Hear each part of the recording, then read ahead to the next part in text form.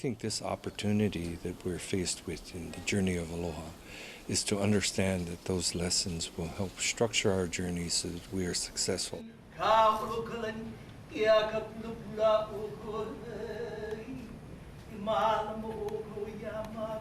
Our entire One World Ohana connected heart to heart through pure aloha. Aloha mai. Aloha aku. Aloha mai. Aloha aku. Aloha mai. Hearing more about what everyone has to offer and learning from each other. Aloha aku, aloha mai, the two faces of aloha. To give and to receive. It goes out and it comes back. If you are interested in learning more about aloha, learning more about how you can connect with other people, I think this would be a good opportunity because different people of different ages come with thoughts that promote what you are doing. So I think you should join us because it'll be an experience that you'll never forget. Aloha is about leaving people full. It's about leaving a place better than when we found it. Knowing how to be in community, how to feed people, how to come together. We're going through the greatest transformation since Copernicus discovered that the sun does not revolve around the earth. We know from physics that we are all connected energetically. That's who we are. We're connected just like all our atoms and molecules and all the energy are connected.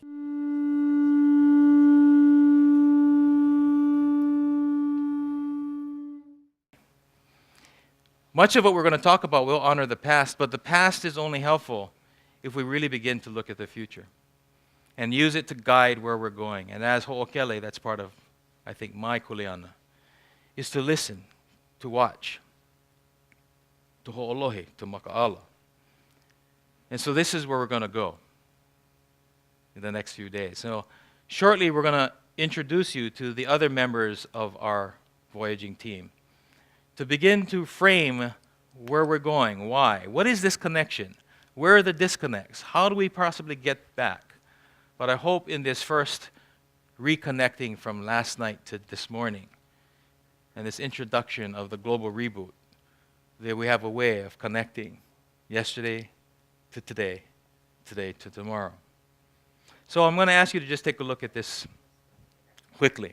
And again, we'll just be using these for the purpose of kind of guiding our way each day. It's not intended to be an in-depth presentation.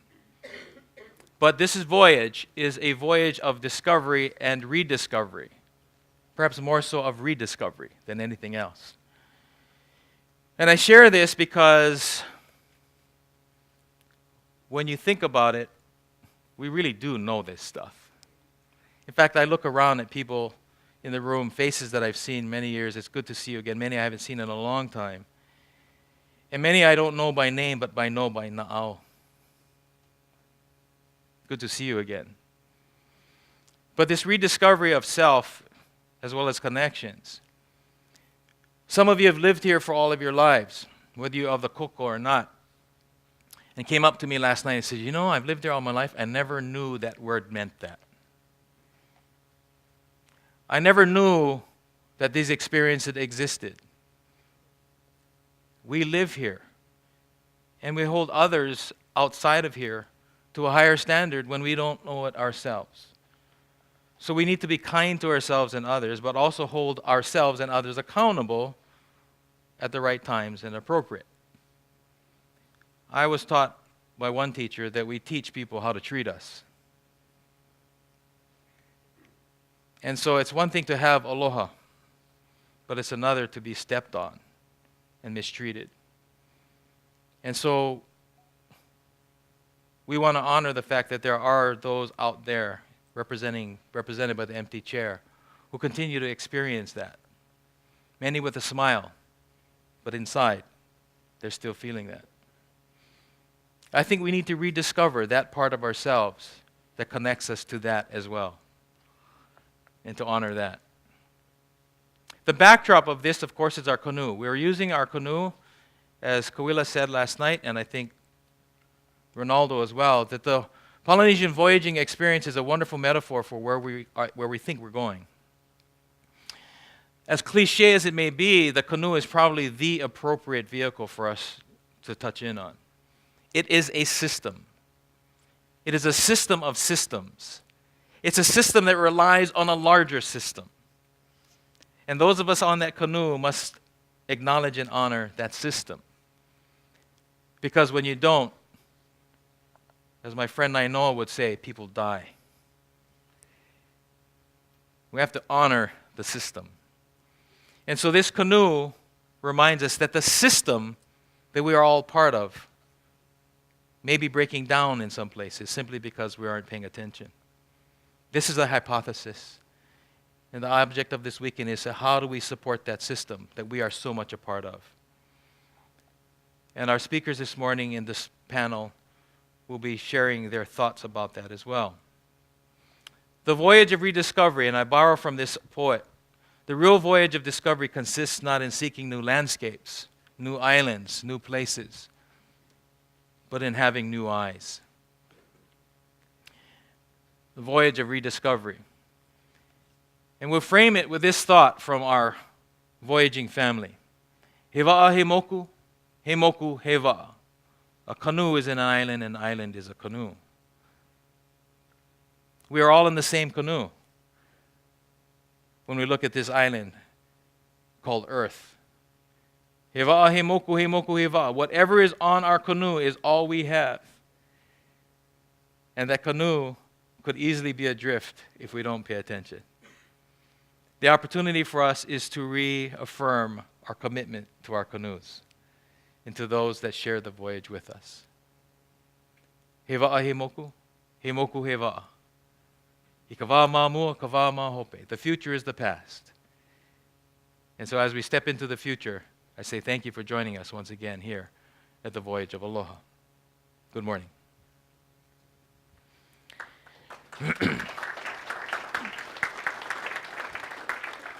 So with that idea and this closing thought, you can see our island and our community as a canoe.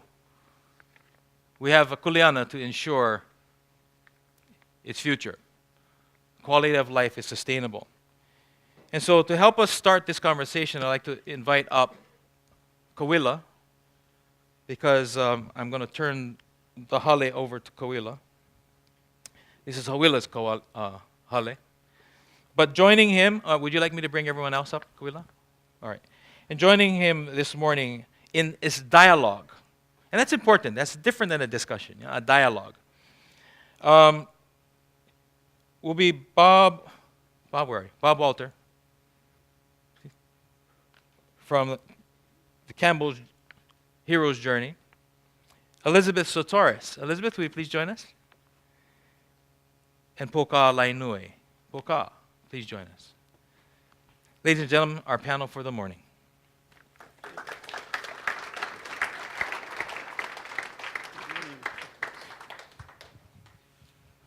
You can sit here. Aloha kakahiaka kako. Good morning to all of us. It is with great honor that I get to welcome you to my living room. This is the biggest inheritance I've ever gotten. Ramsey Tom. And I was born and raised in these islands. One of the things that I want to say about Journey is a lot of people will try to categorize you or put you into a mindset that makes you less than you are. And so in this whole journey of aloha, you have to realize that victimization of self is probably the worst scenario you can get into. I mean, people will victimize you, but when you accept that victimization, then you have a different perspective. I remember when I ran for this national position as chairman of the board for the National Association of Community Health Centers, that there was this gentleman from the South that came up to me and said, "You're from a little place in the middle of nowhere. What can you teach the nation?" And so, using that same kind of thinking, I said, I come from the largest continent on this planet. It's called the Blue Continent. And what you see as islands, I see as cities. And he went, "Oh." And then I said, as we become global, we become an island. So you have to seek out islanders to find out how they've lived together for thousands of years without killing each other off. What are the sustainable systems that were developed in order that we as a planet that becomes an island are able to survive the next 1,000 years? And then I said, we in the blue planet will be the resource to feed the world in this next century. So we need to put value where it is. And so after the conversation, he said, I think I'll vote for you. I said, oh, thank you, from the little place in the middle of nowhere. Yes, as Ramsey said, we are isolated. But in that isolation, we have been able to grow and develop a very special perspective of life and how to live life, how to be inclusive. And one of that inclusive statements that we make all the time is that when we leave one another, we say, ah, hui ho, which means until we meet again. And so that, in longevity, simply means that we will run into each other as an island. So when you part ways, you better be on good terms, because the argument will continue if you don't. And the other part to that is a spiritual statement that says we will all meet together in Kalani, the world afterwards. So we need to take care of one another here in this life so that when we come together again, we will be that community that we establish here on earth. And so it's with that idea of community that we say, ahui ho. Everybody, ahui ho. Ahui ho. Mahalo. I will see you again. Okay.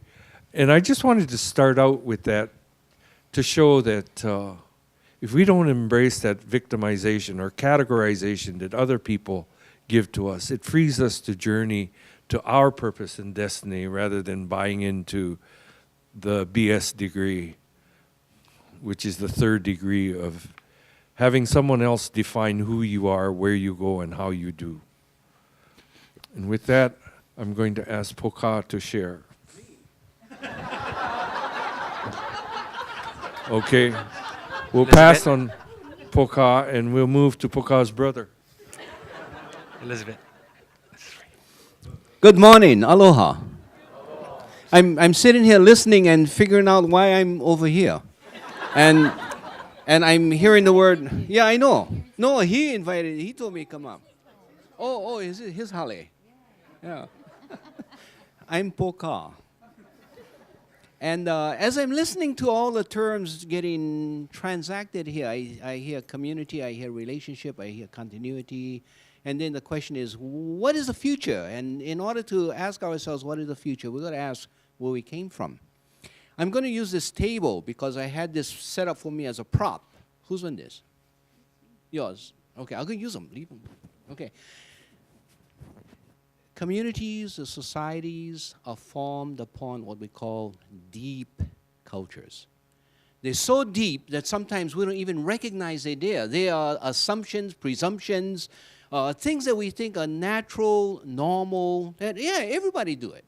That's the way life is. So if you went to Aotearoa, if you went to Australia, you meet with the Aborigines. They have this deep sense of what they call payback. You screw up somebody at one time, you're going to get paid back. The belief is so deep inside them that it's unquestioned. That's how things operate. Even death is not going to release you from paying back, because after that, going to be generation after generation, the payback going to come. Japanese folks the same way, right? You listen to Dan Inoue, and he talks about my ohana's obligation or his family's obligation. He had to pay back and all that stuff. I spoke with a woman from Zimbabwe. She said, you know the battles that we fought to free ourselves from the type of, racism that was running Zimbabwe, are battles that were fought by our ancestors 100 to 200 years ago. We remember the names, we remember the events, and they were part of the cycle that had to be cleansed in order to bring about the freedom, the idea of payback. You go into another community, in the Hispanic community, the idea of machoism. so deep that even if the guy knows he gonna get killed in order to protect his reputation, his family reputation, all that stuff, he gonna beef it out with you. Because the belief is that, isn't this normal? Isn't this natural? Isn't this what everybody believes in? That's part of what you call deep culture, not just surface culture, not by the clothes we wear, the stuff we eat, or the language you use, and all that surface culture, but it's a deep sense of relationship to themselves, to their community, to the environment. What is the deep culture that governs Hawaii today? What are the basic fundamental principles by which we are governed by? And this is the papa, or the papakau, the table. Because that is what formulates our relationship with one another, our relationship to the environment, our social, economic relationships. So on top of that deep sense of what it is, then we build. See, I told you I get my props all set up. We're going to build the basis, and this is the economic, environmental concepts that we have. And so as we deal with trade, or as we deal with the environment, it's based on what is under here. And then what we do is we build, on top of that, a political system, which is an expression of the deep culture to protect or to express your social, economic, environmental basis. So the political system is built to protect all of this, but they are essentially expressions of the deep culture. And then on top of that, your bank? Let me borrow your bank. And on top of that, you build, ta-da, the national security system, right? To protect the political system that protects your social, economic, environmental system, but they are all expressions of the deep culture. Sometimes we say, we're all screwed up, we got to change. So we try to change only one system, or we try to change a different aspect of the system, but they're still expressions of deep culture, and until we change the deep culture, all going to be the same in the end. So until we do the analysis of what is our relationship, what is our deep culture that we have been guided to, then we don't know. We're only talking story. So let me suggest that there are certain things that is in our deep culture that controls these formal systems. Okay? The formal system, the judicial system, the education system, the environmental system, the economic system, the national security system, the political system, they are found on three fundamental pillars. The pillar of domination. Okay? Even in religion, you have a lot of that coming in. The pillar of individualism, the idea of separateness and breaking things apart, and the pillar of exclusion. If you're not with us, you're against us. So what they do is they dehumanize the individual. You call them one gook, or you call them one kami, or you call them something else, so easier for kill them. Yeah, you take away the humanity of the individual. You take away the humanity of the individual, not only in war, but in terms of business and the rest. Domination, how we're going to dominate the market. We're going to capture the market. We're going to make it our own. Just the languaging, you can see that kinds of stuff occurring. So that's a deep culture that we relate to one another in our formal systems. It's called DIE, domination, individualism, and exclusion. And it's killing us. It's killing our environment because we think we're better than the environment. We have the right to dominate the environment. It's killing our relationships, and it goes on and on. And this is what we are faced right now with. So we're all looking around wondering, hey, what the hell going on? It's because the deep culture that we are following is based on DIE. But that's not the whole story. The other part of the story is there's something else that's going on in Hawaii, and in many parts of America, and in many other parts of the world. And what is that other stuff? Things or cultures that control human relationship in terms of how families get together or supposed to get together, how neighbors are supposed to neighbor together, communities are to what is the word, communize together, how people relate to one another. Instead of domination, outside, if you go out in the countryside or even in Honolulu, instead of domination, it's olu olu. It's a more kindly relationship with one another, respect for one another. Not conflictive, but trying to mellow out the hard points. Olu olu. Instead of individualism, it's always lokahi. So we do things working with one another, thinking of the group, thinking of the family. Instead of exclusion, it's always aloha. Inclusion with a sense of humanity, love, concern, compassion. That is a deep culture that our informal system is based upon. So when I go out and I feed my fish and then I draw the water to feed the plants, it's on the basis of relationship. Not because I own the property and I get one piece of paper that I can do whatever I like, but it's that relationship that I have. Okay. So as we move into our future, as we journey into the future, you know, I'm a supporter of Hawaiian independence because I think the Americans need to get out of here. We need to be independent and govern our own community together. But why? Not only because they came in and they overthrew an independent nation, because if the movements for sovereignty and independence was merely for historical justice, then it's all bullshit. Not worth taking the time, because all we're doing is leaving the system in place, and what? We're going to now trade one Hawaiian who will be the big bull, as opposed to the Haole or the Japanese or somebody else. It's the same racist trick that we engage in. No, what we need to do is huli the whole system and ask ourselves, what new society, under what new principles do we develop our society as we move into the future? And it's not only us here in Hawaii who is getting sick and tired of what we've seen and how our society is dissolving, but it's people all across America and all across Europe and all over the place. They're asking, what are the principles? Because we have been carried away with a DIE mentality that it's killing our society. So a lot of people are looking for this. So I suggest that the new relationship, or at least one of those things that you might consider as we develop new relationship with one another, new cultures, new community, is switching from the DIE community to the OLA community, switching from DI to OLA. And then asking ourselves, how do we build an economic system that can be based on OLA? What do you mean? Sharing and caring for one another really can work?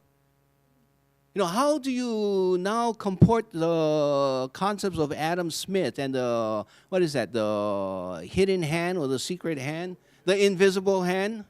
Right. An economic system based on a concept that there are limited resources in the world. And because there are limited resources, what you need to do is accumulate as much as you can. And then you create a demand and you create a market. So what, some of these, what is that, hamburger companies like McDonald's, what do? They fly planes over indigenous territories. They drop free hamburgers, okay? And then they come back again, they drop free hamburgers, and then they get them used to it. Then they build a McDonald's.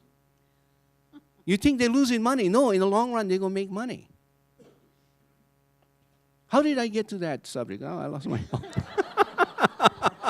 I was hungry. That's a myth. That's a myth. Okay. It's not only us in Hawaii who are looking for those new answers. Economics, right? See, that's what we were talking about. How you find new economic theories, moving away from Adam Smith, so that you create the market. Now you have the resources. You created the market, and economics is merely a question of how you maximize profit, according to that theory. How do you switch it? And how do you say, well, we need new economic theories? How are you going to change from the idea that the resources are limited? Well, what about the idea that, hey, you know, the resources are unlimited? The Hawaiian concept. Not only a Hawaiian concept, there was a kupuna from a different place. His name was Mahatma Gandhi. And he says there is enough resources to feed everyone's need, but not enough to feed anybody's greed. new principles, that perhaps that is a way of breaking out. But along with that comes new responsibilities, that we need to protect our environment for the mo'o and the pula, the generations unborn yet. Or in North America, they say the 100th generation. So along with new concepts comes new responsibilities. We need to be challenged to answer those questions for economics, for education. You know, I'm sitting at, I graduated from Waina High School. I have a good friend, Ho'ipo, went to school with me. So one day I walk inside a class and they say, okay, children, we're going to have a test, pop quiz. Oh, I hate those damn pop quiz. So, like all the Hawaiian kids, we're sitting in the back of the room, right? We don't know what's going on. So me and Ho'ipo. So the teacher says, okay, separate. You all take out your pencil. You all take out your paper. And here's the question. She write them on the board. So I'm over there, question number 4. Gee, I don't know. Ho'ipo, what's the answer for question number 4? So Ho'ipo leans over and she tells me the answer is so-and-so. The teacher sees us and she says, Ho'ipo, what you doing talking to Poka? And she says, oh, he don't know the answer for number 4, so I got to tell him the answer. The teacher says, you folks cheating. No, we're not cheating. He don't know the answer, so I got to tell him the answer. So what you have is an educational institution built on DIE with kids who come from an Ola culture, and she better help me because later on somebody pick on her. I got to go defend her in recess time, right? Or when the bell ring and we go home, the method of relating to one another, even in the local community, is totally different from the education community. So what happens? They invent a new disease they call schizophrenia, and they're bouncing us back and forth, and we're not sure what reality we're supposed to be in. And then they scratch their head and they say, oh, how come the local kids, they cannot understand our education system? It's a matter of deep culture, and we are split in that deep culture. I'm a licensed attorney. Hey, when I get into court, and especially with this guy over here, Roger, on the other side, I'm going to beat him to a pulp because I got to represent my client. So we are operating under a DIE system. But afterwards, when he's wearing shorts, I'm not going to beat him up because we got to switch. What stupidity do we have when we got to switch the systems? Why not adopt a healthy Ola deep culture upon which we rebuild our Hawaii system? Now, some people tell me, oh, that's a good Hawaiian concept. And then I tell them, bullshit, that's not one Hawaiian concept.